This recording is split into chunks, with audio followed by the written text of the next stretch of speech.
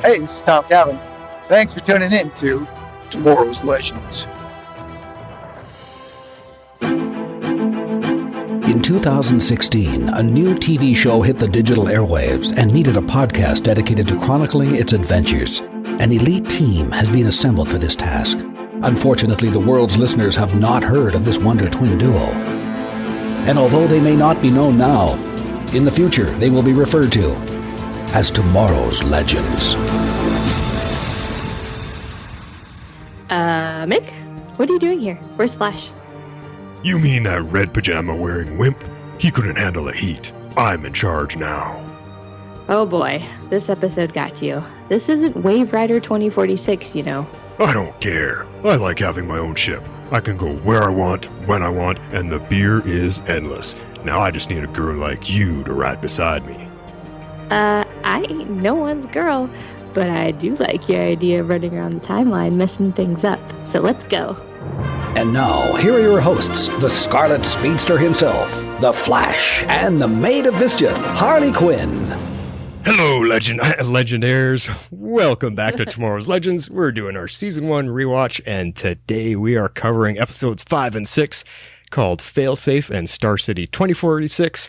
I am Mick, a.k.a. The Flash. And I'm still Harley Quinn. Hello, Legends. And there is Gideon. Boy, I haven't done that voice in a long time. Mm-hmm. It was pretty good, though. I'm impressed. Good. It's always fun to bring a little Mick out. Always a good time. All right, Legendaires, before we get to our episode today, we've got some news for you because our Jess got to spend the weekend at DragonCon, where she got to meet some of our cast of legends. Oh my god, I'm so jealous. Let's get to that. We interrupt this podcast for a special report.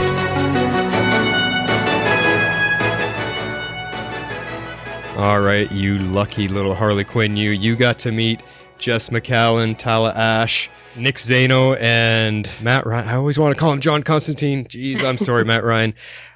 I just want to say a personal hello to all of you from Martin the Flash, if you are listening, because I know Harley was talking to you about her show. So hello, guys. We love you. We love the show. Jess, you're so lucky. I know. I had so much fun, and they were all so nice. So if you are listening, it was a pleasure to meet every single one of you. And if you're ever interested in an interview, you know where to reach us. Good call. All right, what you got, Jess? Tell us all about it. So I've got some tidbits, some from the panel, some that I picked up from talking to them directly. So it was kind of cool. Where should I start? Well, let's dispel a bit of a rumor first that kind of went flying around that you kind of had a bit of a hand in, you mischievous little clown, you. Of course. No, this was hilarious because I don't think I've ever kind of seen quite how rumors get started. You know, you always kind of see certain things on the internet, certain things posted, articles posted from the less than reputable sources, shall we say. Yeah. And I'm always like, you know, where does this stuff come from? How does this get started? Well, I figured out how it gets started. It gets started when the cast sits on a panel and says, we've just decided that Roy Harper is joining Legends of Tomorrow, so we're going to act like it and post it all over social media. And that's exactly what they did. So it was so funny because I think I went to their first panel of the weekend and they had two more after that. So what all went on after that, I don't know. But during this first panel, their question kind of came up was, you know, like, what character would you like to see join the Legends? And of course, Colton Haynes is sitting on the panel, and so is Paul Blackthorne. So everyone on the panel, it was Paul Blackthorne, Colton Haynes, Nick Zano, Tala Ash, and Jess McCallan. This was before Matt Ryan got there. And so, you know, someone said, I don't remember which of them it was, but they're like, you know, Roy Harper should come join the Legends. And everyone was like, yeah, that would be awesome. Yeah. And I know you've been saying that forever. It's perfect for him. I know, it would be so awesome. And so they're like, yeah, well, we're going to find a way to make this happen. And so, you know, of course, like, as I'm sitting there, like, I tweeted out about it saying, you know, Roy Harper should join the Legends, which, like, a whole bunch of people picked up on, which was pretty awesome. I've never had a tweet that successful before. so that was pretty cool. And then after that, the cast kind of like took it upon themselves. They were just like, well, we're just going to kind of say that he's joining the Legends, which Colton himself actually like confirmed. I got to meet him since he was there. I got an autograph for Mr. The Flash over here. I cannot wait to get it. She did that special favor for me because those of you that come over from Arrow Squad know that he is my favorite Arrow character, Mr. Roy Harper. Exactly. And so, I was just kind of like talking to him, and I said, I do a Legends podcast. My co-host also does an Arrow podcast. And he's like, oh yeah, we were kind of just saying, Roy should come and join the Legends. He's like, we're kind of just going to act like it's going to happen. And he's like, no, not that I have any say. And I was like, I tweeted about it. Not that I have any say either, but it would be awesome. We would love to have you on Legends. So I don't know, maybe we really can make it happen, y'all. I mean, Tala put it on her Instagram, and that's how that article got started. So. Yeah. And you were saying too that because you tweeted it got a lot of exposure for a podcast because it got retweeted over 700 times or something like that. It got liked, I think, or like liked. 7, and but it did get a lot of retweets too. I think like 70 or 80 or something like that. So, and there's a whole bunch of tidbits on our Twitter, on our Facebook group. So if y'all are interested, there's different stuff in different places. So definitely go check it out. And if you want even more info, you can check out my personal Twitter, which is @JessInAtlanta. But there were some more Legends news that came out of everything. So we could talk. They teased a little bit of stuff that's upcoming in this season. I don't know if they were supposed to tease this particular one. They told us like what the premiere episode was going to be, but kind of like the style that it's going to be in. Okay. So have you ever watched The Office or Parks and Rec? I know of the shows. I've never watched them. I know they're extremely popular, but anyway, I get the idea. It's very much the they break the third wall all the time. So in particular, The Office was kind of like, the whole premise was that they were filming a documentary about a paper sales company. And so you have a lot of the confessional cams, and the whole premise is that this documentary crew is basically like following these people around and documenting their lives for like the 9 years the show was on the air. Okay. And so that's what our premiere episode is going to be like. Someone's going to be following our crew on the ship as if what their life is like? Yeah, I think so. Okay, but that's supposed to be the crossover episode as well. What? Our version of the Crisis. I think, well, I don't know, because Nick was the one teasing it. I don't know exactly what he meant.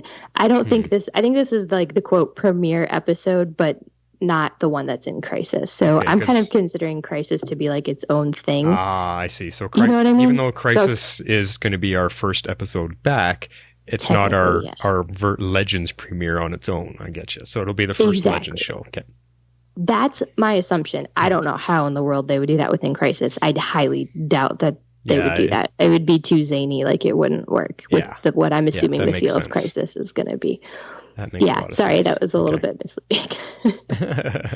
But yeah, still, so I thought that was kind of cool, like a neat little tease. And then this past weekend, Katie was directing her episode, which I think is episode 5 or 6. And the cast that was there was teasing it. They were saying that it's super action packed, that she was doing a great job, even though they were joking about it, which was really funny because they joke about everything on Legends. I don't really get the impression that there's much of a difference between how the cast is on and off screen. It sounds like they have a ton of fun. That's cool. So Katie Lotz, who plays our Captain Sarah, so she got to direct her first episode. That is really cool. Now I saw some behind the scenes footage of her that she was showing on her either Instagram or Twitter, where she was testing out some gun props, and it looked like she was having fun. Yeah, that looked super cool. So apparently her episode is really action packed, and they quote did not give her an easy episode for her directorial debut. So I'm really excited for that. I think it'll be great. That'll be neat to see. Yeah. Yeah. Excited. All right. What else do you got? All right. Next piece of news. Talo is teasing Zari's new personality.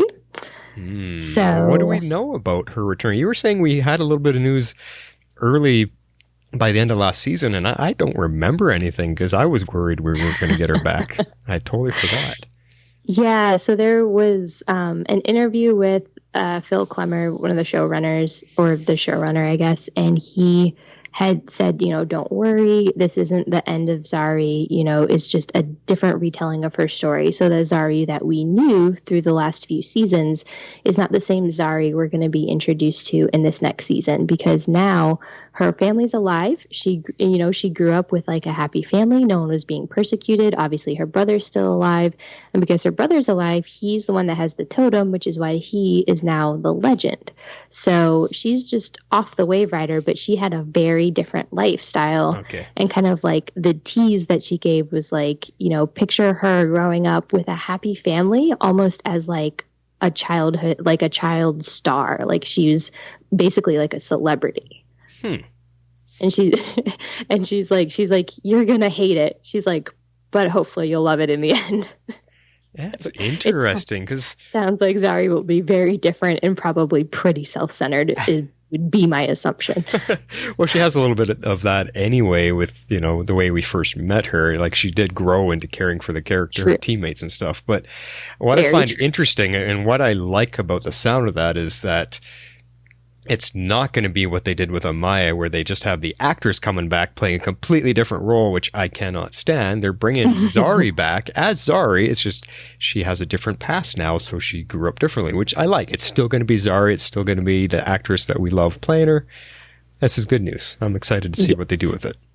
I am too. So I think it'll be fun. I don't know if you saw them, so I won't state exactly what is in them, but there was some photos and a little bit of footage leaked from one of the episodes, and that had Tala in it, and so I could tell. I saw these photos before I went to Dragon Con, and so like the way she was dressed up, I was like, wow, she's like dressed awfully fancy. So I won't say anything more than that about what else was in the photos, but it was a good tease. Cool.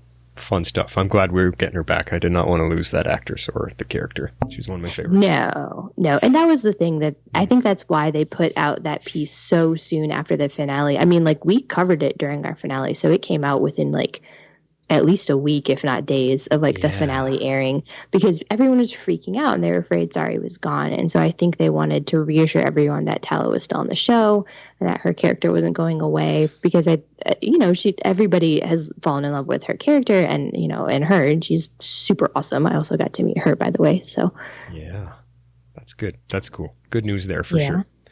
There's something a little bit about Tala and Jess themselves that you got here. Which I did. Yeah. There also looks like they're starting more rumors. Yeah, I'm not sure about this. They were definitely wearing Zeva shirts, matching ones. Tala had on, I think, a white one, and Jess had on a black one, or vice versa. I can't remember exactly who wore what color, but they both had like Zeva embroidered on them. And apparently the two of them are like really close friends, like in real life, which I did not realize. Oh, I didn't know that either. Cool. Yeah. They had mentioned that on the panel. So I don't know if that's like supposed to be a tease or if they're doing it on purpose. Like you said, like to start a rumor to kind of get some uproar with the Avalanche shippers, because I would be very upset if Avalanche breaks up. I'm just saying. Well, maybe it has something to do with Zari's new character too. Who knows? Or they could just be making it up. I mean, if they're that close to friends, let's mess around with people. Let's mess with them. Yeah, that's kind of more what I think. Yeah. But it definitely had some people a little up in arms, shall we say. Cool. That's just cool. I like to hear that, when the cast gets along and they're friends outside of the show, that makes the show much better and more believable, because you see them enjoying their time together. You can just feel it. So that's always cool to hear. Oh, yeah. Oh, and another funny story from the panel. I'm sorry, I have to tell this because I think it's hysterical.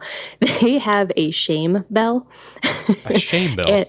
Yes, a shame bell that hangs, I guess, on one of like the main cameras. And then when somebody does something ridiculous, who knows, which is like all the time on Legends, they ring the bell and the whole cast and crew are like, shame. And we, of course, that happened on the panel with the entire audience getting involved. So, that's typical Legends wackiness. So that's why I said they definitely have as much fun on set, like behind the scenes, as well as on camera. So why would any of them want to leave the show? It sounds like a good time. I don't think any of them do. Awesome. All right. Well, did you manage to do any type of recording while you were there? I did. I was on 6 fan panels, y'all. 6. Geez, settle down, would you? Which apparently compared to more veteran people is like nothing. But for me, it was kind of a big deal. Yeah. Just saying. So I had a blast doing that. I was able to do a Legends panel with the podcast overlord himself. Mr. Kevin Batchelder. Well, tell me, how was that? I got a couple of questions for you. So how was it? Was there a lot of fans in there? And were there good questions and good discussion coming out of it? I mean, I thought it went really well. I'm trying to remember. It wasn't like a super packed room. I want to say there was probably like 15 or 20 people in there. But I felt like it was a good discussion. Like the audience, as usually happens at DragonCon fan panels, got really involved. So okay. It was a fun discussion. I thought it was pretty decent. We kind of talked a lot about just like the different characters, kind of like where they're going and that sort of stuff. We didn't talk too much about Neron. I mean, I brought it up at one point, the stuff that we kind of discussed, that it was kind of felt weird and that he was kind of hard to invest in and, that kind of stuff. Yeah. But I'll release the panel so everybody can hear it in its entirety. Yeah. Now, did Podcast Overlord continually try to steer the direction or the discussion to Miss Katie Lotz? He did not, but he definitely did get some mentions in there about Katie. So. I'm sure he did. That must have been fun, though, getting to work with him. It was very cool. I haven't podcasted with him in a long time, and that was a live podcast. So yeah, very cool. Very cool. I mean, basically a live podcast. So. All right. So you'll be getting that episode out soon as a bonus episode for our channel here. Yeah, so I'm going to try to edit stuff this weekend and try and get it out, but no promises. If it's not out this weekend, please don't hate me. But I will work on getting that out. And then I also recorded my Mr. Robot fan panel and my Legion fan panel. But I'm going to put those out on my friends over at Automatic for the People, that it's actually a Mr. Robot podcast. And that, if you remember, is where I was covering Legion with my friend Logan. So he came down for DragonCon. Just for that day, because he lives pretty close by me in Georgia. He's not that far away from me. So he just came down for the day and did that panel with me. So the Mr. Robot panel. So that was pretty cool. So I'm going to give him those 2 to release on his podcast, since his podcast actually covers them. So if you want to hear those, check out Automatic for the People, a Mr. Robot podcast. Cool. Well, that sounds like so much fun, Jess. I am so envious. We met at DragonCon years ago. We did. And so that's just neat. I do want to make it down there with you again sometime. But this time, boy, you met some of my favorite characters. I mean, Zari and Nick and Ava, those are kind of like the side characters that have been, taken in and become regular characters. And I love all 3 of them so much, especially Zari and Nick. And Nate. I'm bouncing back and forth between real names and character names. It's an actor name. Yeah, but then you also got to meet Roy Harper, Colton Haynes, which I don't know if he's ever going to come up to Canada. I mean, DragonCon, it seems to be the place where a lot of these guys go, so I do have to get down there. Oh, I'm so envious, but I do appreciate the autograph. I can't wait to receive it, and sounds like a lot of fun. And I also met Matt Ryan, Mr. Constantine. Mr. Constantine, yeah. Can't forget him. Everybody was very, very nice. Like I was, so sometimes you never know with actors, how they always say, like, don't meet your heroes, but they were all so sweet. Cool. Did you get pictures with any of them? I didn't do pictures. I just did autographs. Oh, okay. So, but I got them all personalized to me. Cool. Well, you'll have to take shots of them. I will take some pictures, and post them for sure. I did Legends themed ones. So. Awesome. All right. Well, thanks for that very cool DragonCon recap. Let's get into our episode, shall we? Yes. We now return you to our regularly scheduled podcast, currently in progress. All right, let's get into some talking points for episode 5 and 6. I think we got it kind of broken down by episode this time, so let's talk about Failsafe, episode 5. Yes, I, for you, broke it down by episode title. I know I didn't do that last time, and it got confusing in our notes. So, well, it's just I'm taking notes per episode as I watch them, so it just kind of flows. I know. That way, I guess. Yeah. I am too. So that's why I was like, I'm just gonna let's just do this. Here we go. Well, one little point just to start off with, that I totally forgot Cisco had a brief cameo, even though it was kind of like an Evo version of him. It was cool that they tied into where Stein came from in the beginning, which I found they've been doing a lot in these last couple episodes, and especially in the two that we're reviewing tonight. They were really making sure we remember where they came from. Yes, I know. That stood out to me as well. I had also forgotten about that cameo, so I'm glad you brought it up. Because at first I'm like watching it, I'm like, hang on, I was like, why is he back in Star Labs? I was like, oh, and that's Cisco. That's not Cisco. I had completely forgotten about that too. So that was a very cool cameo. I mean, over these 2 episodes, we had a lot of, like you said, a lot of tie-ins, a lot of cameos, and I'll enjoy it when they do that, really tied in the history. Exactly. Yeah, it's I mean, the setting alone, and just showing that these are the shows that they began on, and it kind of brings the whole Arrowverse in again. It makes us realize, oh yeah, our Legends team is built from all the other shows. Yeah. So it's just a nice reminder. Yeah, it is. And this particular episode, there was at least a bit of a Bratva tie-in, which I think as this was airing, was that not the Bratva season of Arrow? I can't remember. I think so. May have been. Yeah. And so that was kind of a really cool tie-in because, at the time when we were, watching all of the shows, that was just a fun, like, callback. Again, another reminder that, a lot of these characters have kind of come from that universe.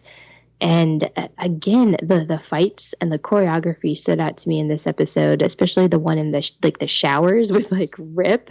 And then, of course, Sarah being brilliant as usual. But like they kind of were working on like beating the crap out of one another in that shower scene. It was crazy.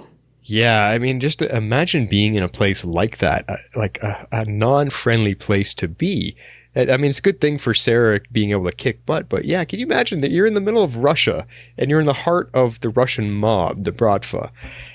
I can't imagine how scary that would be and how dangerous that would feel. And I just forgot that was put in here. Just all, like we were saying, all these little connections that were happening throughout these 2 episodes. Yeah, I thought that was pretty well done. So. Yeah. Another thing that I really liked was the music in this episode. I found during some of the scenes it was so intense, really heightening the drama and the edge that they wanted you to feel. I forgot how good the music was in this first season. They really used it effectively. Yeah, and I actually listened to these soundtracks, both, from Legends, from Arrow, from Flash. Like, those are kind of like my core rotation at work a lot of times, because if I'm trying to do something or I'm having to like write anything, it's harder to listen to music with words, but it's even harder to listen to a podcast or an audiobook.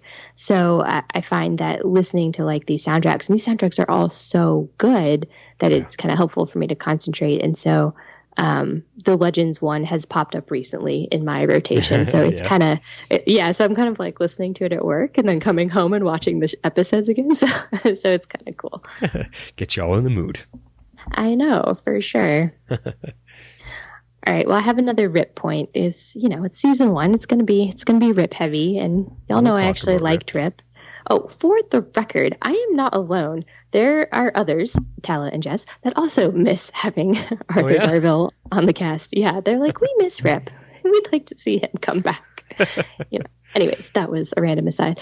So here's my other point about Rip, and I'm trying to like think of him in like a bigger like character arc, because we did a lot of hating on Rip, and I don't know if like we did specifically or if it was just, I feel like I was always trying to like apologize for the character.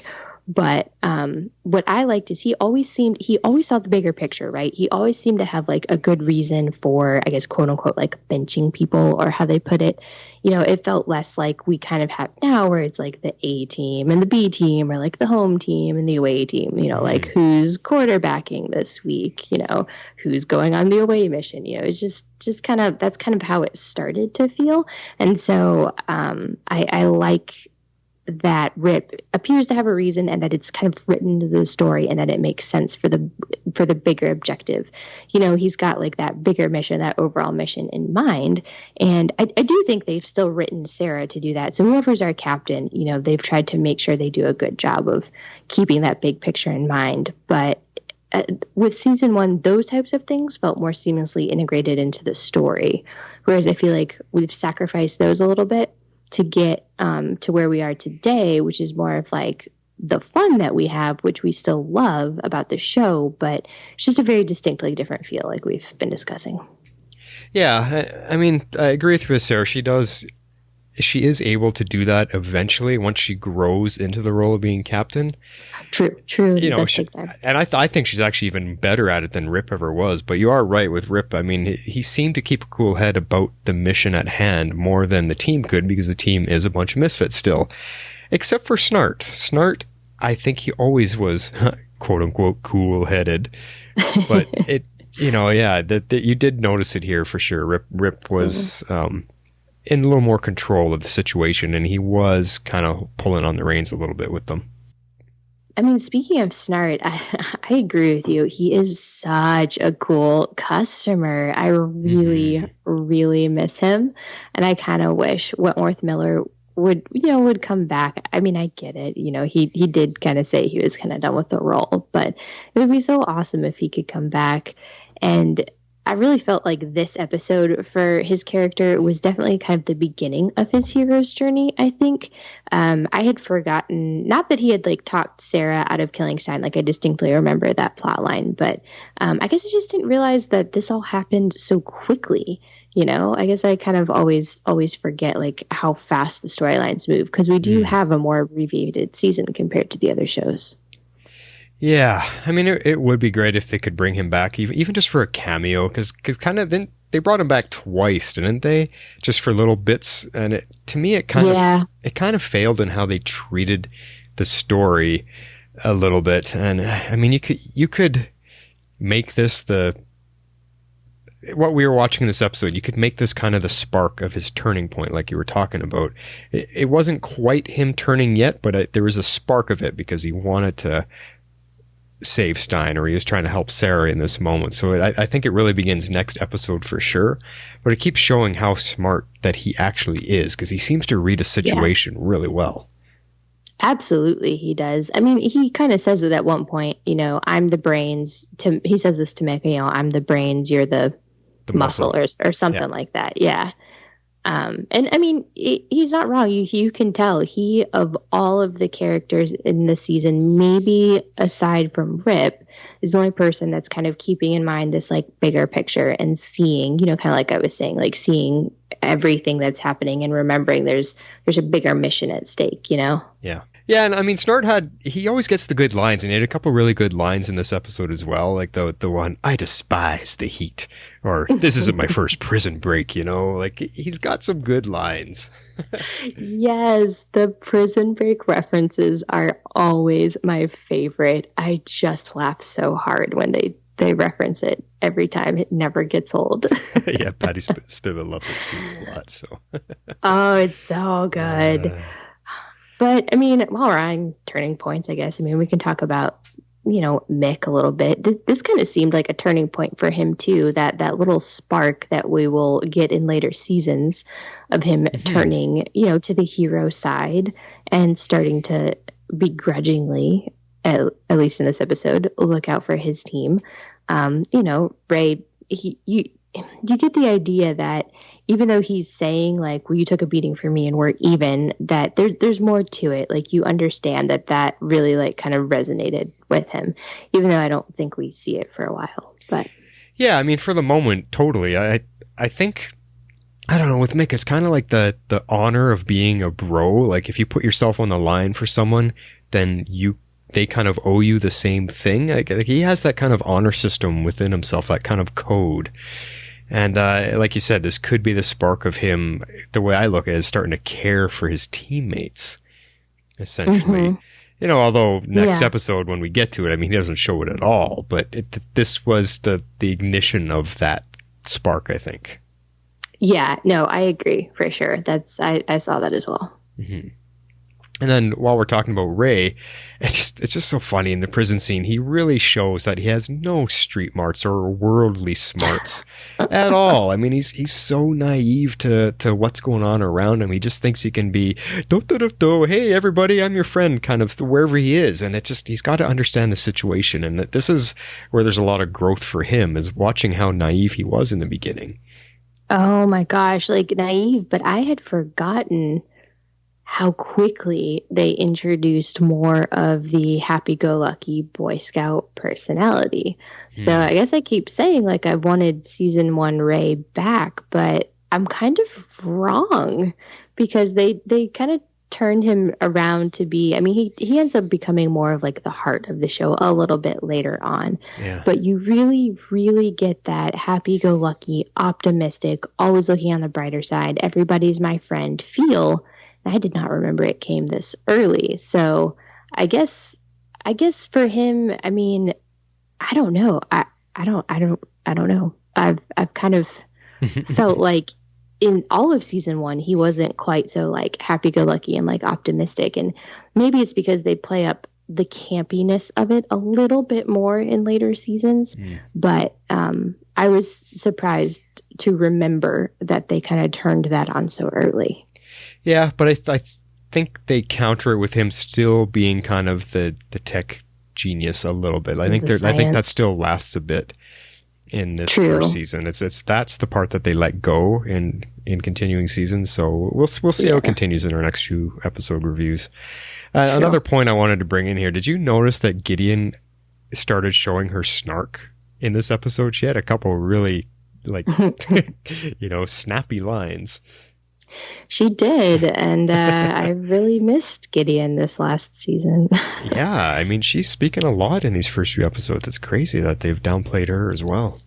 I know. But one future scene that I thought was very, very cool, like they've shown us the last few episodes, was that one with all the Russian firestorms flying around, destroying the city. I mean, that is a crazy scene to look at and just to behold and go, whoa, could you imagine that happening? If you take it as a realistic idea, imagine living that moment, seeing all of these firestorms flying around, just destroying your city. It's a crazy concept, and just the visual sight of it was whoa.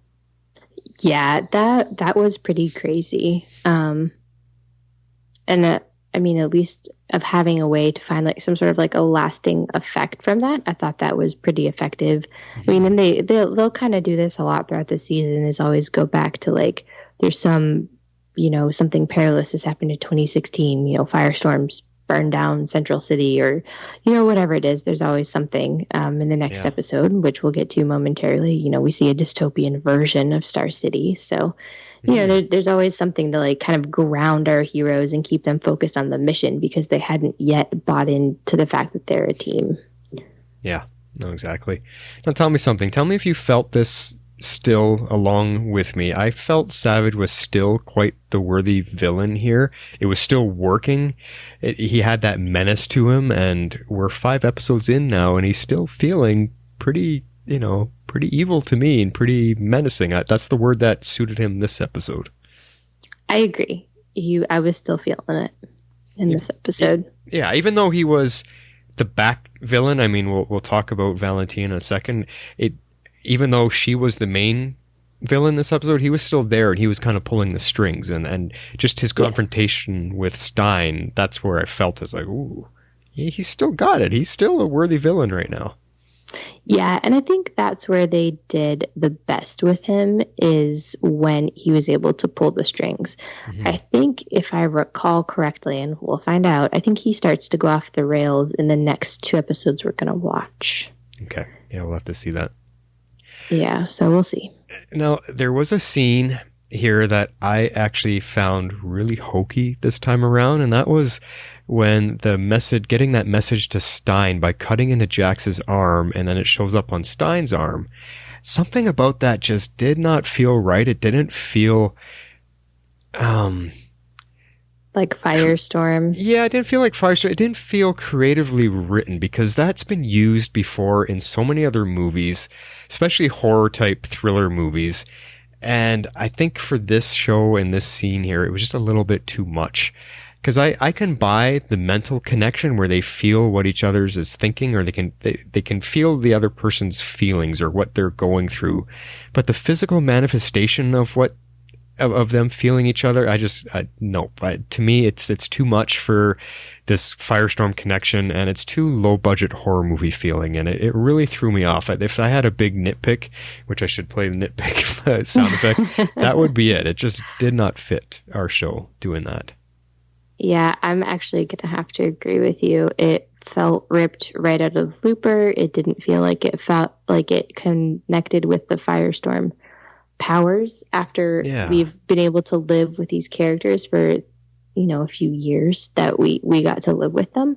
I have a feeling that if we went back and listened to our initial review of this episode, we probably didn't hate on it, but it didn't work for me this time either. No. I didn't buy it.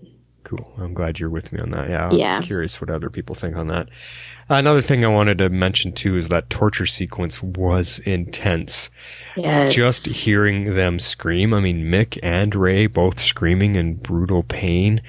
It reminded me, for those Firefly fans out there, of that great scene in the one episode when Mal and Wash are captured by Niska and they're also being tortured together.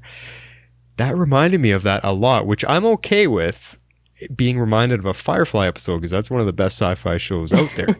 So for them to pull from that, if they did, whether they did or not, whatever, it was intense. I felt for those characters. And then I forgot Mick's scars all over his arms. I forgot how bad he was burned, because we don't see that anymore. No, we don't see that anymore, probably because, they don't have like the budget or the time to recreate all those scars on Dominic. Yeah, exactly. Yeah. You just see him with, the long jacket and the gloves. Yeah. So. Yeah. But what did you feel of that torture though? What did you think about that scene this time? No, I agree. And I remember feeling like it was intense the first time around, and it definitely was. I thought it was very well acted on everyone's part. It felt believable, and I enjoyed it. I thought, it kind of fit the purpose well of what it needed to do to kind of bring Mick and Ray just another step forward in their journey. Yeah, I mean, they went through that together, so that's a strange level of bonding, but to survive something like that together, you can't help but that connect you somehow, some way. And I mean, it had a realistic feel to it, which is why it was so intense, because you can imagine, okay, during the Cold War, Russia, if they captured spies, they would do something like that. There was no rules back then. There was no, we got to follow the rules of war. It's like, too bad. We're behind closed doors. No one knows you're here. We're going to get the information out of you, whatever it takes. And that's why it felt pretty intense. Oh yeah, for sure. I thought that it was pretty believable. One of the things that I keep going back to, and I think I brought this up a little bit last week as well, so I apologize if I'm repeating myself, but this season is very well layered. I think what helped this season, for all its faults that I'm sure we'll rediscover by the end of it, it helped to have multiple foes on a weekly basis, because you had the overarching villain, our obvious big bad, which is Vandal Savage.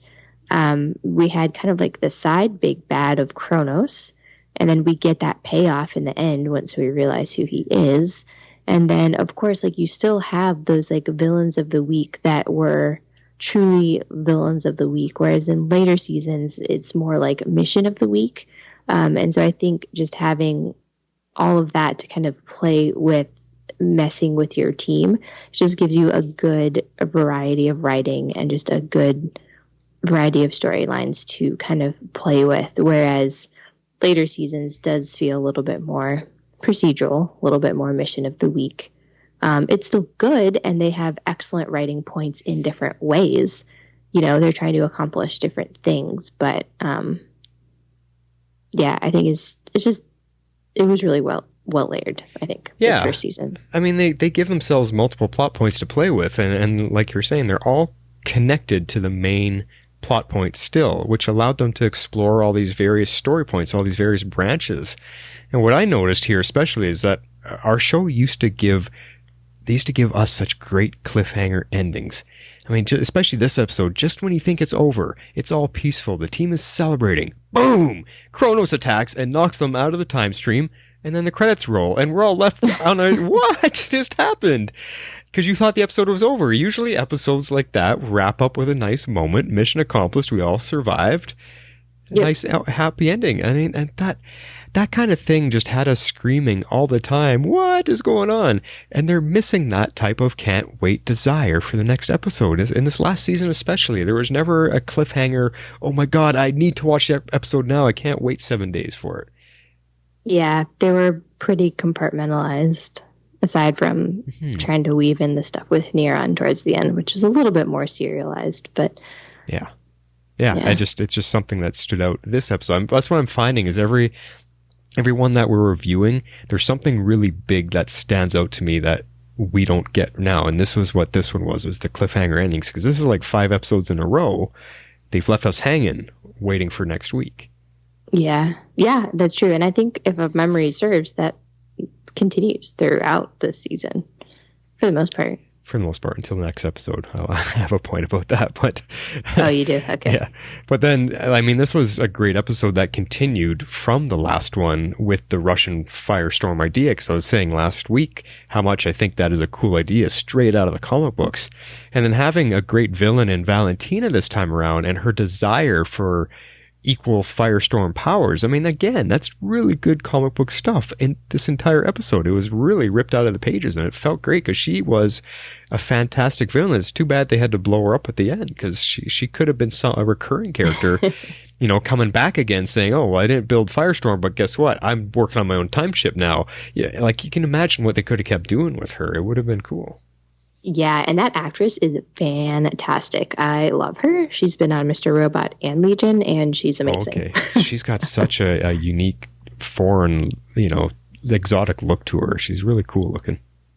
Yeah, and she has, I think, a bit of an accent, which is probably why they try to... I think she has a different type of accent in every show that I watch her. I'm actually not sure where she's from originally, but let's look that up. I think her natural speaking voice does have a little bit of an accent, not a lot, but cool. Anyway, she's great. I love her. It's Stephanie Corneliuson, if anyone's curious to look her up. Awesome.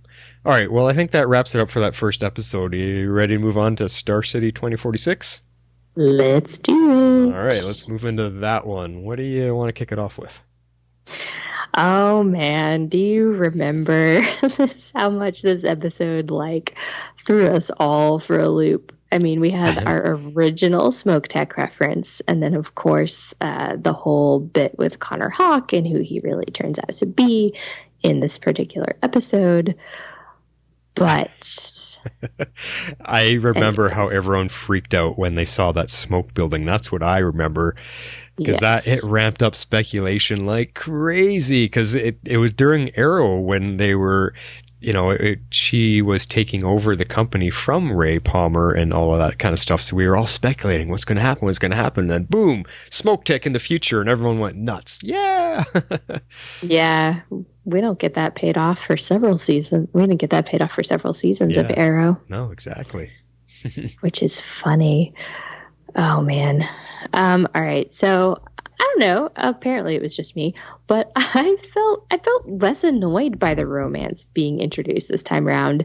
And, I mean, hindsight, as they say, is 20/20. And we knew it was coming. So maybe that's why. I don't know. It didn't feel as terrible to me this time around. Why are you referring or to annoying, I guess. Ray and Kendra, the whole love triangle that they... Okay. Well, I mean, they set up that whole love triangle thing, so... That is funny, because for me this time around, it just felt wrong. I don't know if it felt more wrong. I can't remember how I felt about it the first season around. There's just something about it didn't fit in this episode. It didn't belong. It was too soon. There was no chemistry between any of them. I personally can't see Jax ever having a chance with her. It just seems like a kid trying to go out with his teacher to me. That just seems like kind of difference. And then, I mean, Ray and Kendra, I guess there was a bit of chemistry there, because I think I remember us talking about them in the next couple episodes, that it actually is okay. It's not too bad. It just feels wrong to me, and it really felt it that time around. And I mean, again, she started to say that line with Ray. 3 months ago, I was just, but she didn't say barista this time. She says, I was just a regular girl. But it's the exact same line. Like, that's 3 episodes now that she uses the same line. Well, come on, writers, really? That's funny. Yeah, as soon as she said that, I was like, oh, that's going to bother Martin. And I kind of laughed about it. Yeah. But I remember loving... I don't know if loving Mick is maybe the best way to put this, but it was just fascinating to me. I remember like when we saw him, in his element, he's kind of like the king of chaos. And so that's what he loved about Star City. I love me some chaos. Exactly. Like this was his paradise, but this is also kind of, I think, what will end up sealing his fate in, I believe, the next couple of episodes to turn him into Kronos, because this is where it started the division between Snart and Rory. I already had referenced this in our discussion earlier, but I mean, basically like Snart says, you're the muscle, I'm the brains, like you're an idiot. So, without exactly saying that, I guess, but yeah, doesn't bode well for them in the future. No, you're totally right there. I mean, we weren't sure where this was going to take them back then. I mean, Mick doesn't forget things, which is funny. It's another aspect to his character. When everyone takes him to be just a dumb musclehead, he actually doesn't forget things. He's got a really good memory for things, and whether he remembers that he owes you something or he holds a grudge for a long time. But yeah, Mick, I mean, he sure loved that chaos, and I forgot the few lines in there when he was arguing with Rip about wanting to test the timeline by killing people. I mean, come on. He's like, we're in the future. It doesn't matter. It's just, it was funny. I enjoyed that part of it too. Yeah, a lot of them were playing up the fact that it was a possible future and not a set future. And so they're like, well, if it's not real, we can just kill people. And Rip's like, no, let's not mess with that. Exactly. But so much connection to Arrow. I mean, it was Star City 2046, and holy cow, did we connect to Arrow on so many levels in this one. I know, and this is bittersweet to be watching this right now, knowing that the final season is coming up. I miss the Arrow Cave set. We're never going to see that again. No. And the Arrow theme, which we will hear, but not for very much longer. I still just can't believe it's ending. I'm really sad about it. Yeah, I mean, that could be a whole nother topic or conversation. They used it a lot. I was surprised how much they used the Arrow theme in this episode. But yeah, like I was saying, so much Arrow connection this episode, really tying into Sarah's roots. But there's something that I noticed. And this is what I felt this episode with how much they were connecting to Arrow. If you weren't an actual Arrow fan and never watched that show before, and you just started with Legends, or you only watched Legends and Flash, you'd be missing so much here. A lot of it would be lost on viewers that don't watch Arrow, because they didn't really write it or direct it in a way to reach all audiences. It was fully just for Arrow fans that would get the impact of what you're seeing. But on that point, like you said, I mean, it really sunk in for those of us that are Arrow fans and how much Arrow means to us. And again, like when he first showed up in the premiere, just having Stephen Amell guest star here gives weight to this episode. Because to me, this episode was kind of struggling to find a good hold on itself. And I'll talk a little bit more about that at the end of the notes here. But you're right. Hearing the Arrow music it makes you realize how iconic it has become over the last 8 years. I know this is a Legends podcast, but Legends was born from Arrow.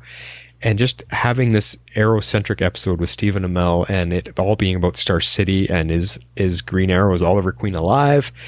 You really realize how iconic Arrow has become. It's been on for 8 years. I think it's reached I would argue that it's reached Smallville status in its iconic stature.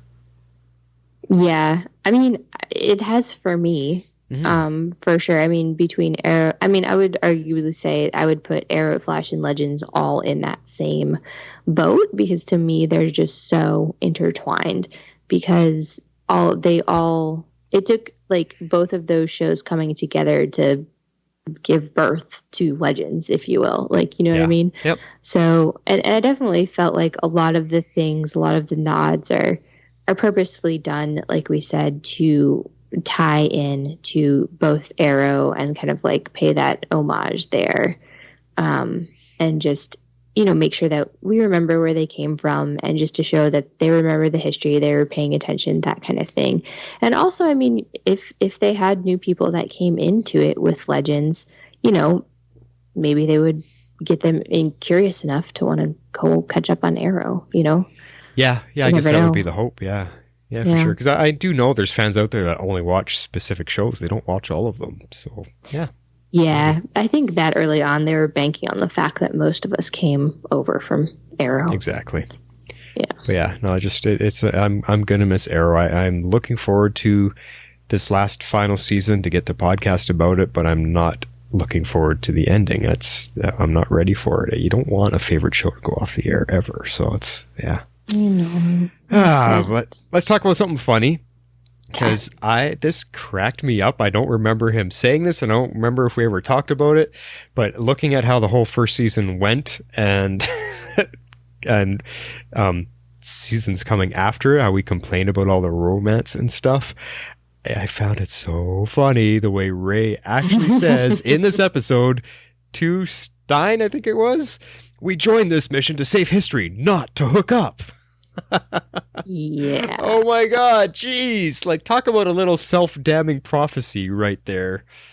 Yeah, because by the end of the episode, he had completely changed his tune. He's like, well, we're all adults here, right? Yeah. I mean, yeah. And then, like I said, subsequent seasons after that, where they really screw up the whole romance stuff. Until last season. But you know what I mean. Until last season. Oh my God. It's just so funny that he actually said that there. And the writers themselves didn't even stick to their own dialogue. Too funny. I know. But then with Snart, I mean, let's get back to Snart a little bit here, because he was really upping his hero game here. And like you started in the last episode, this one, he really upped it.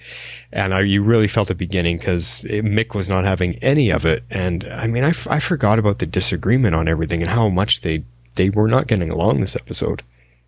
No, they really made sure to sort of sow those seeds for what we already know is coming. But it definitely, we didn't really know it at the time, but they definitely needed to kind of put that division in there so that they, so that he had a believable reason to leave Mick in that forest, right? Yeah. Because we know that's coming. Yeah. So, and it's we already know what's happening. So it's even that much more fascinating to kind of go back and rewatch, because you pick up on these little things. Yeah. I think it's just hitting me in a way as I'm like, oh yeah, I forgot they were like this early on. They weren't disagreeing, and oh yeah, I know where it leads to. Man, okay, it's standing out a little bit more here, because I think back then we're just like, it's just they're two criminals. Pair of crooks, Mick's hot-headed, they'll get over it, whatever. But he doesn't. Yeah. He doesn't get over it because it keeps boiling up. So yeah, it's neither one of them get over it. No. Yeah. Really. Yeah. All right. Well, I have a point about Rip's mission again, because we get this at one point in the episode. He gets, kind of annoyed, and I forget exactly who he's yelling at in this particular instance, but he's talking about how, his mission, it's more than just like saving his family. This is to save the world. He's trying to save the world from Vandal Savage. Right. But it's still just about his family, right? I mean, he keeps saying these things that he's trying to save the world from Vandal Savage, but then you have this constant, thing in the back of your head of time wanting to happen, and then trying to, if you draw those parallels between Hitler and the JFK assassination, and as terrible as those things were, they were essential for history to kind of flow in this particular direction. Mm-hmm. And you could play the what if game all you want. I mean, there's countless scenarios where you could say, well, what would really happen if Hitler never existed, or what if JFK was never assassinated, and our future may be worse than it is now. So this may be another one of those pivotal events, as the Time Masters are saying, that Savage has to happen, and Rip over here just deciding that it's better for the world if Vandal Savage is gone. I mean, maybe it's not. I mean, it's horrible and awful, but I don't know. It just, it seems selfish. Yeah. And that's, what's bad about it is that Rip really can't sell it any other way. It's a revenge mission, plain and simple, and he just doesn't pull it off, even when he's trying to argue, no, I'm trying to save the world. You know what? We can see right through you right now. You're not selling it. You're not a good salesman. He was in the very beginning, the premiere episode, about the whole mission and let's be legends, but then he loses it. Once they find out his real mission, he just can't. Yeah, it's... And you got to think about it. If they do...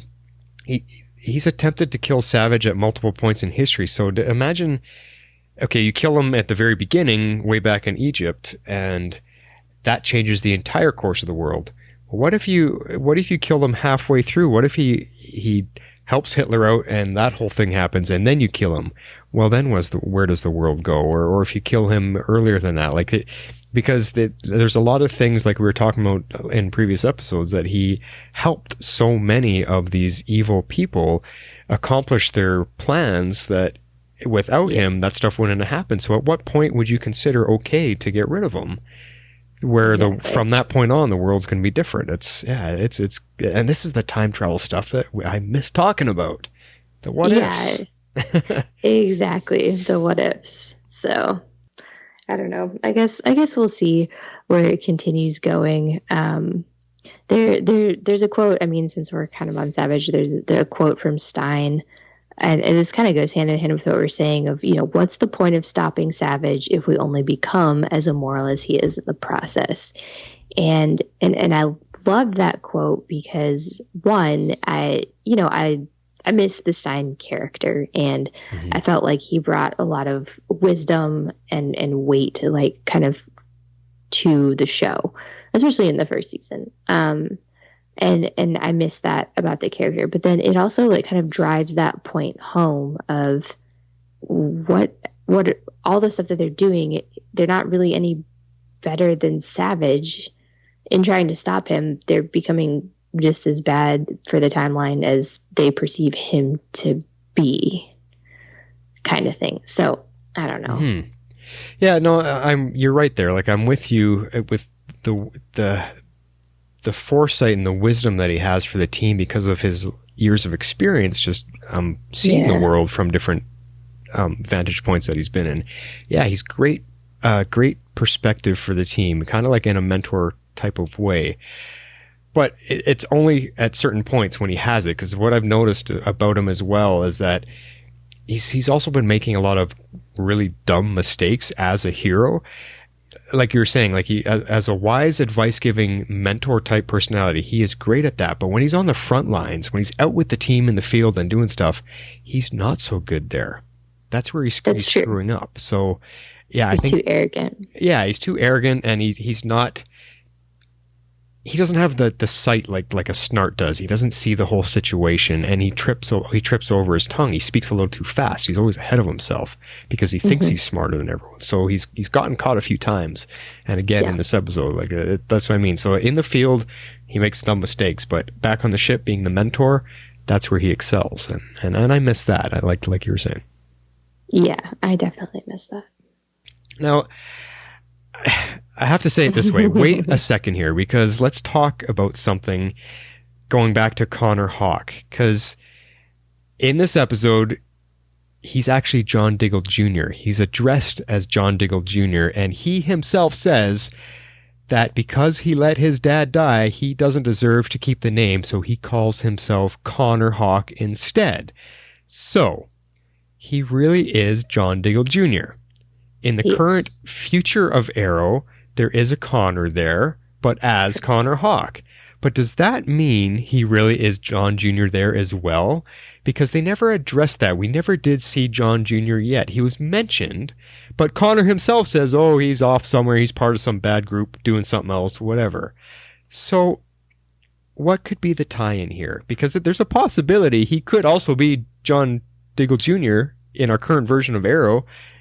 The timeline could state that there is only one person, John Diggle Jr. That is it. There's not two different people, a Connor Hawke and a John Diggle Jr. Maybe Diggle Jr. becomes Connor Hawke.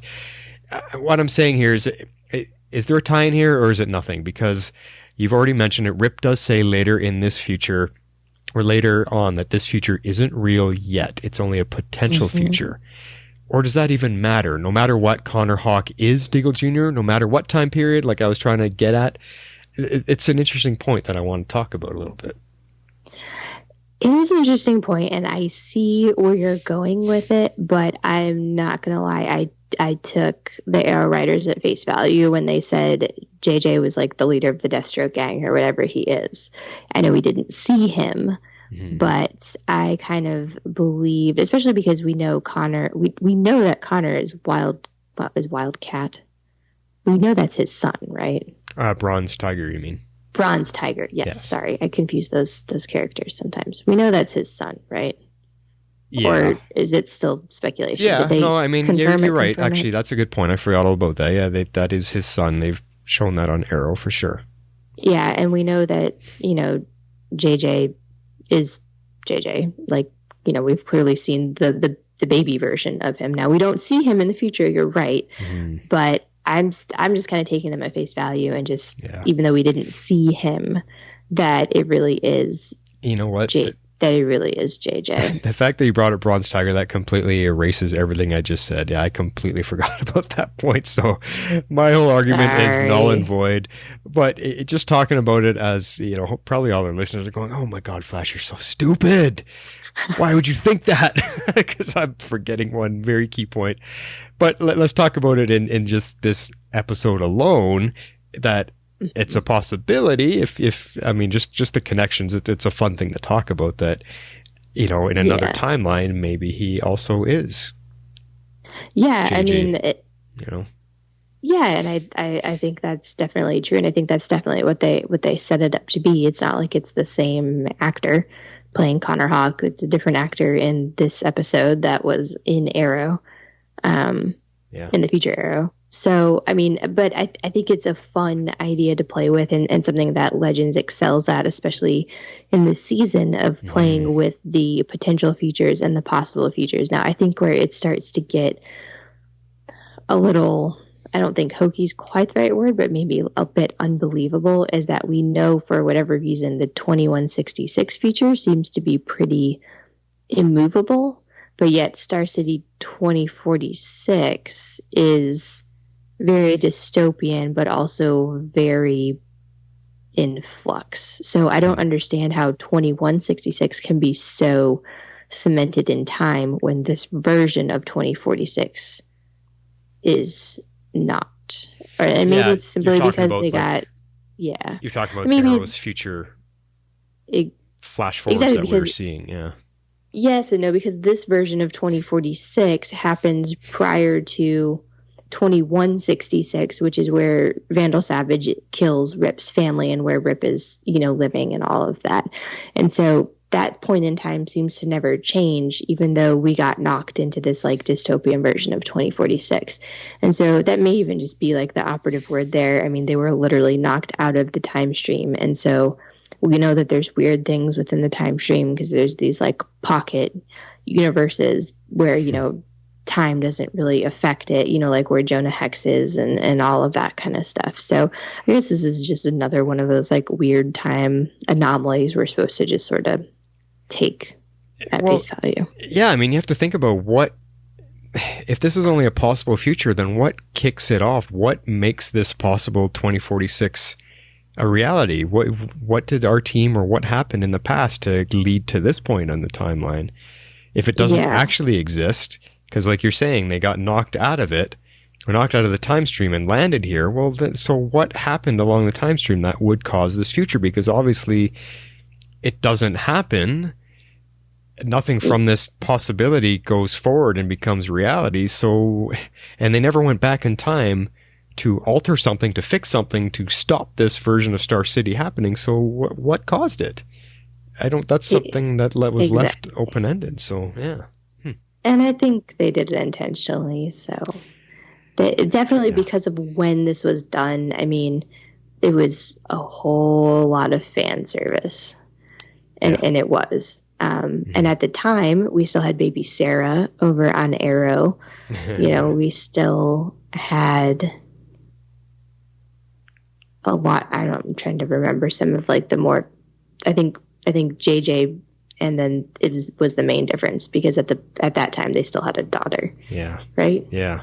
I think so. I think the timing. I think that was just prior to Flashpoint, if I recall. Yeah. Yeah, it's tough to remember the timing of everything. I know. Well, another point I want to get onto here, because this is something that this was my big nitpick for this episode, and just for fun, I will play the form of water. Because I have to say here, this second time through, I was excited about it the first time through. Oh my God, Slade Wilson's son, this is so cool. Deathstroke's continuing on or whatever. But going through it this time, the actor playing Grant Wilson was really weak as a villain. I mean, completely unbelievable and weak. He did not convey the bad guy role well at all. He wasn't scary. He wasn't terrifying.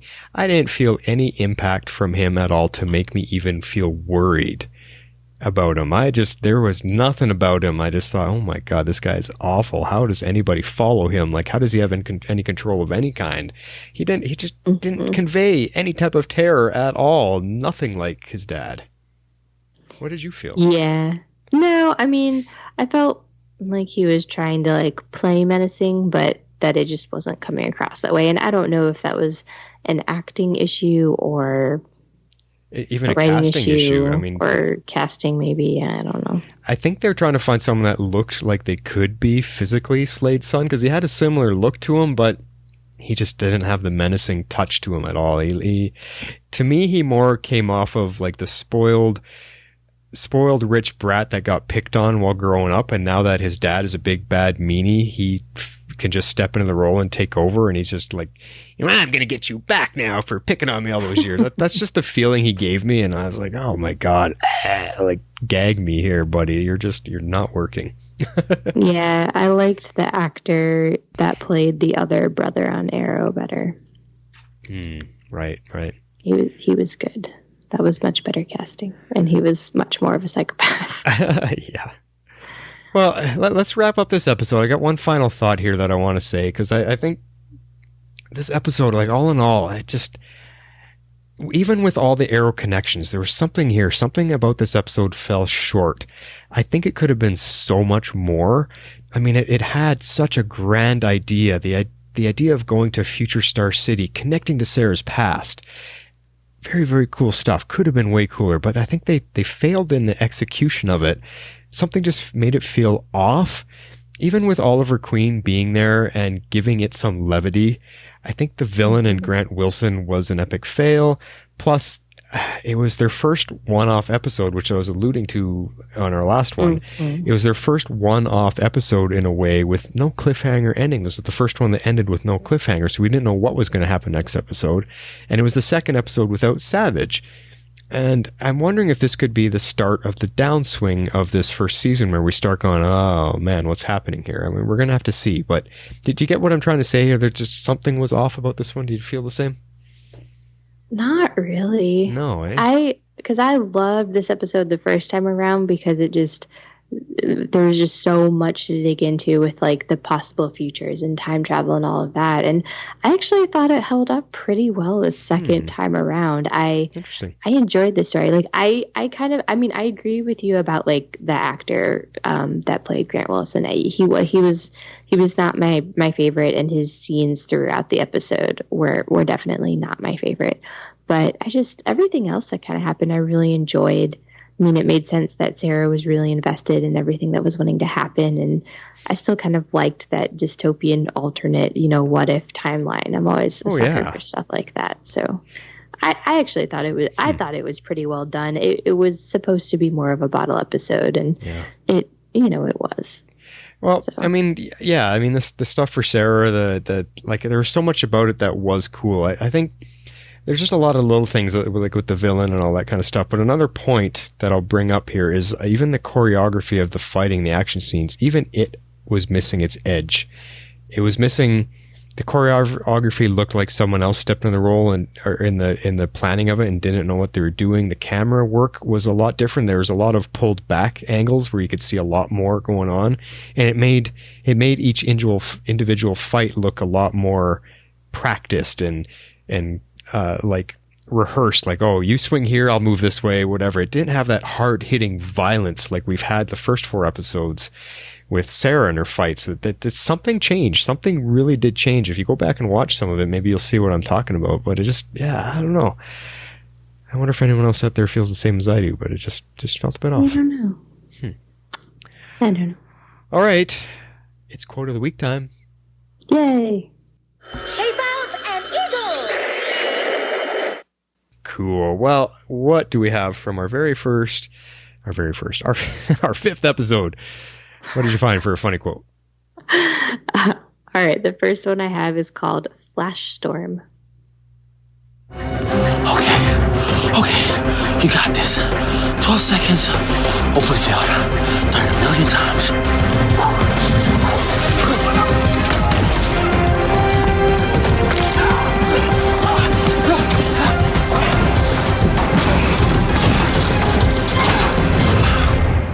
Barry Allen who? It just made me laugh out loud. It was one of the few ones that did. So I don't think that episode had much funny stuff to it. It was really more of an intense kind of episode. I'm not gonna lie, this season doesn't have much funny to it. I'm really struggling. You've had a couple of good ones. I mean, that one's all right, but yeah, that's all right. I'm going to come up with one from the same episode that I'm calling Counting Score for my serious scene, I should add. All the dumb things I've seen in my life, you getting that guy to beat on you takes the cake. You're welcome. You think you proved something back there. Proved I wasn't scared. Proved you make a great piñata. He could have beaten you to death. There's some things that are more important than survival. Like standing up for what you believe in. Your principles. Your team. Must be something you're willing to die for. The perfect score.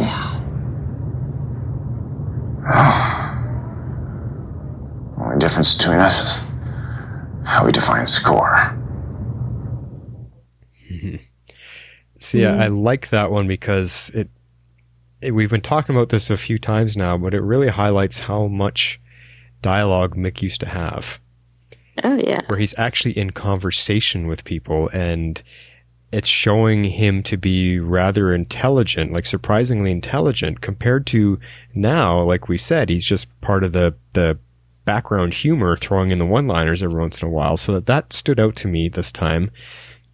And then also just it kind of gave a little bit of insight into the development of his character, where he's at right now in his character's life, where, you know, the only thing that he's worth dying for is the perfect score, the big job, the big robbery, whatever it is. That really gives you an idea where Mick is at in his life and, you know, what's important to him.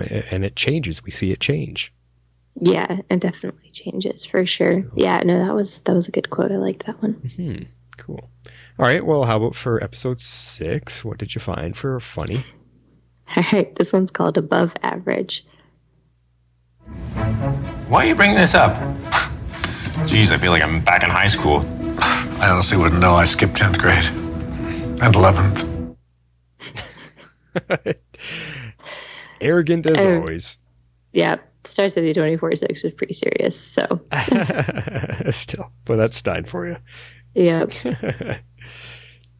All right, good stuff. Well, I found one here that I thought was pretty serious stuff. This was a heavy moment between Mick and Snart, and I called it Freezing Heat. Hello, Mick. You son of a bitch. Just calm down. You lied to me! Wouldn't be the first time. Remember the Del Rey currency exchange, the Black Hawk armored car job? If I hadn't lied to you on those scores, we'd both be in prison or dead. I'm the brains, you're the muscle, that's how it's always been. And on occasion, I've had to call some audibles. You have a habit of getting in your own way, Mick. You're right. You've lied to me about jobs before, but then again, you lied to me about this being a job. It's not about the score anymore for you. You'd rather save the world than be my partner. A real team player. Because that's what it's gonna take to defeat Savage. Then what? More money? More power? A life of leisure and sin? Don't you get it, Mick? If we take out Savage, this immortal monster, can't you see what that gets us? No. Tell me. We'd be the two baddest sons of bitches of all time. I don't want a ticket tape parade. You know what I want from this world. Yes. To see it burn. You lay a hand on me again, you'll burn too. Okay. Now, did you feel the weight of that situation like that? We don't have anything like that right now. Some men just want to watch the world burn. Yeah, I mean, again, another insight into where Mick is at right now in his life. He's struggling with so much, and I know we're going to talk about it as it goes on because we see a lot of his history and his past and what he went through to get to where he is right now. I just felt the intensity of this scene again because you see the crack in their partnership happening, which was surprising because they've only had each other's backs, and Snart is still trying to have his back and still trying to prove, like, I'm just looking out for your well-being because you don't seem to open your eyes all the time. But Mick's mad. He is really angry, and yeah, I don't know. I even just listening to it, I was like, oh man, yeah, it's heavy stuff. It was really good to know. All right, well, just when you thought that was all we got for you, at this one, I wanted to use it so badly, but I had to just use it as a bonus quote, not even a quote, a bonus scene, because I'm going to call this one Legacy, and I'm just going to talk about it a little bit first here, because it's the scene when old Oliver enters in the arrow cave there. The music when he entered was just so epic. It was so heroic, and it gave me the feeling like we haven't actually seen him in 30 years. Like the show has been running for that long, and after all this time, he comes back for a surprise, shocking reveal that he's still alive. It really hits in the feels. It's the perfect scene that makes you feel all about what's coming this fall season. And it's kind of like the feeling, we know Arrow is ending. We know he's made a deal with the Monitor. He's going to go off and sacrifice himself to save Flash and Supergirl. And it's like all of that has already happened. It's all happened 30 years ago. And we're all been sitting here watching these shows, watching these characters grow for that long. And all of a sudden, boom, here he comes and he walks back into the scene and everyone's like, oh, Oliver's like, it gave me that feeling. And if you listen to the music, see if you can feel what I'm feeling there. Like I said, as if he has been gone for that long and we never thought we were going to see him again. And here he walks in. And that's why I wanted to play this scene. It's the music. Let's just find what we're looking for and get out of here. Whoever's there, get out! I said get out! Wherever you are, get out! Oliver?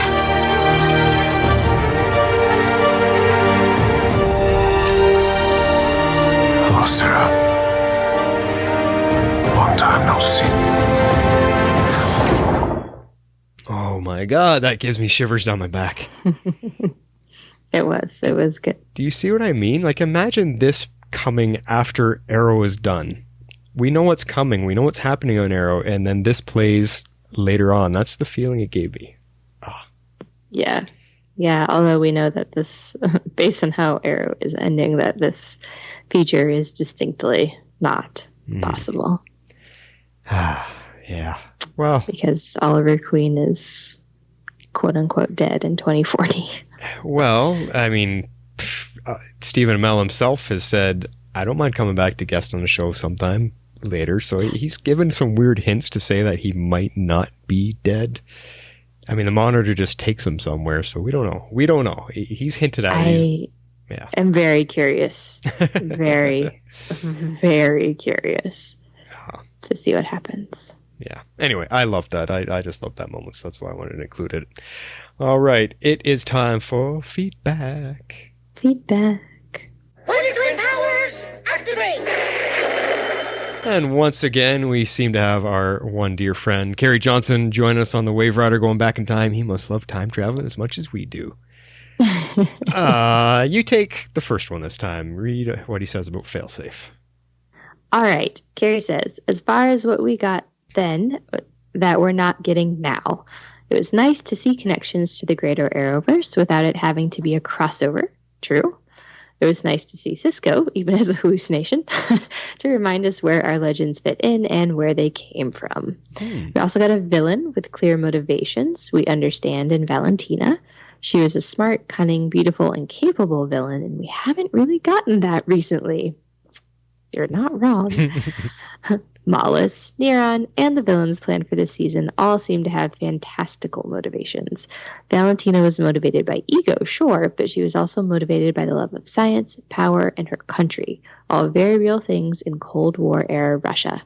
It's easy to see why Valentina fell in league with Savage, and it's really easy to see why Savage coveted her as an ally. Perfectly put, Carrie. Yeah, exactly. That's why she came across as such a good villain this episode, even though it was a one-off. Very well written, very well rooted in her story and her reasons for doing what she's doing. Yeah. Yeah. As for what's better now, we have a much better leader in Sarah. Than Rib? Yes.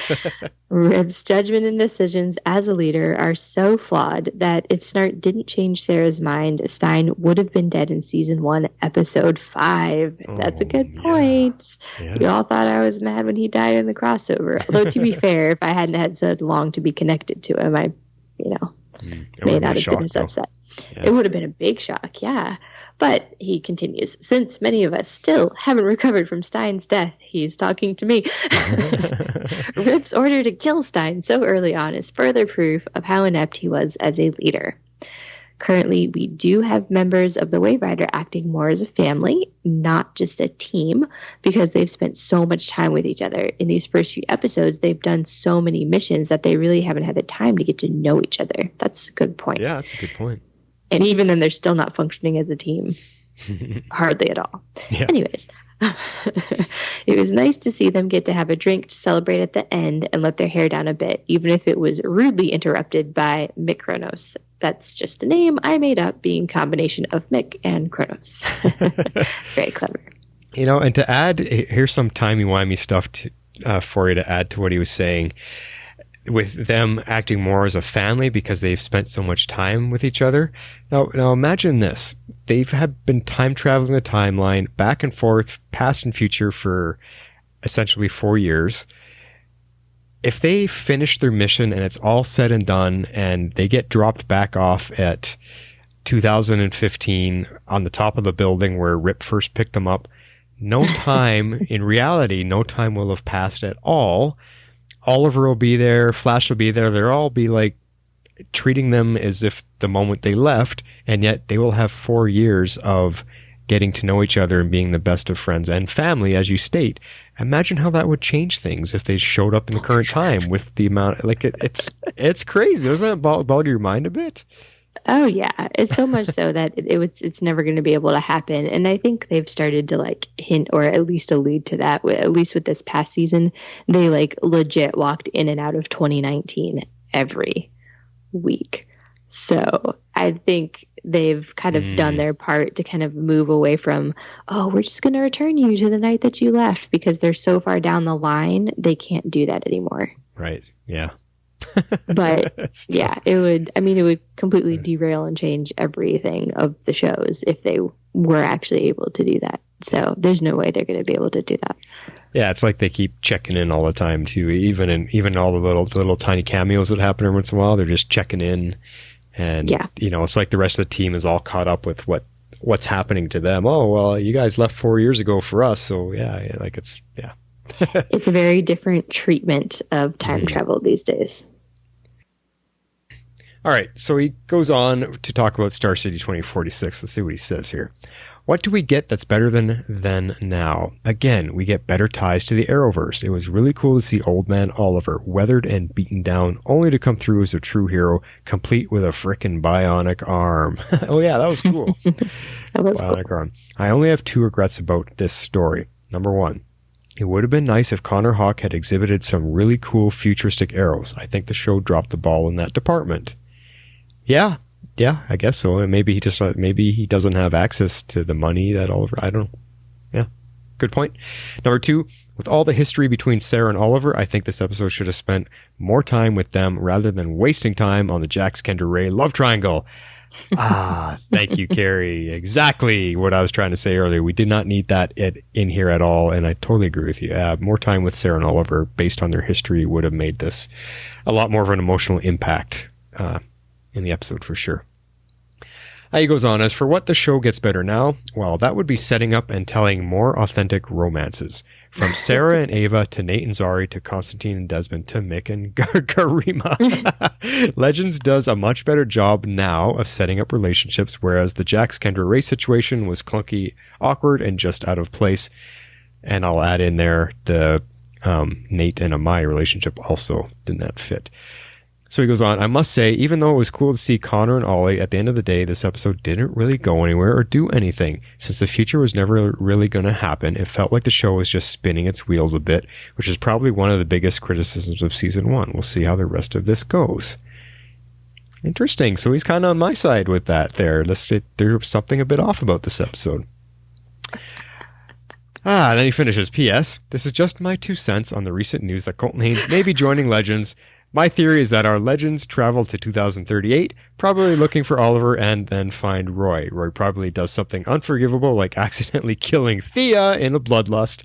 Constantine offers to remove his bloodlust just like he did for Sarah and Roy, so overcome with grief, wants to travel back in time to stop himself from killing Thea.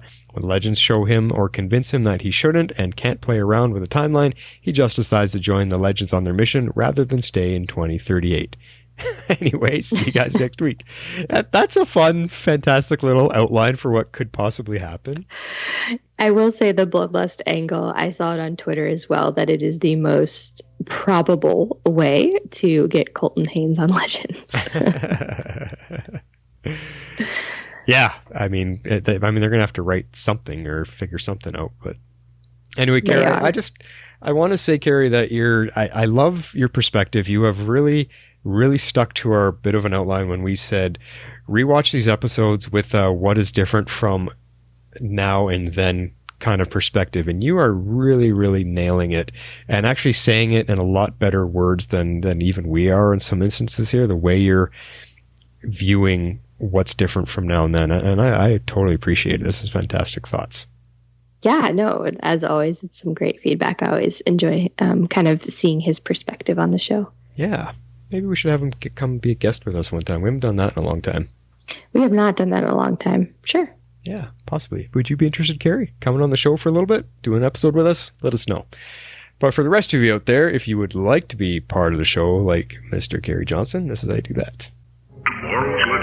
If you would like to be part of the show, you can send in feedback to tomorrowslegends@gmail.com, spelled with 1 R. You can also reach us on Twitter at tomorrowslegends, also with 1 R. Join our Facebook page at facebook.com/groups/tomorrowslegends and become part of the community. All right, Harley. That wraps us for episode 5 and 6. It sure does. This was a long one. Sorry, I droned on about Dragon Con for a while. Well, it's fun stuff. It's news. I'm sure people will appreciate that. We'll make sure to put that in the notes so they know to check it out, that you got some Dragon Con news from being there, actually. Absolutely. It was so fun. I had a great time this year. I have a great time every year, but It was great to meet the cast. Yeah. Or people from the cast. Oh, I'm so envious. I will make it down there again soon. But like Jess was saying earlier on, if you want to follow the whole Twitter feed that was going on during Dragon Con, just follow at Tomorrow's Legends or at Just in Atlanta. I wasn't really part of it, but you can still follow me at CyberTiger17.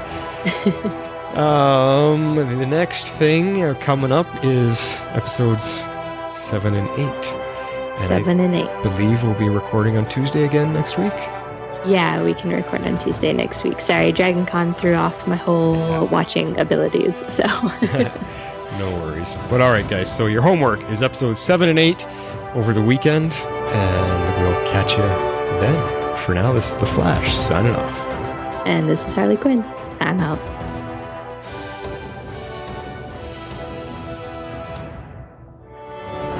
Tomorrow's Legends is not affiliated with CBS, Warner Brothers, or the CW. We're a fan-made podcast for entertainment purposes only and are part of the Cybercast Network.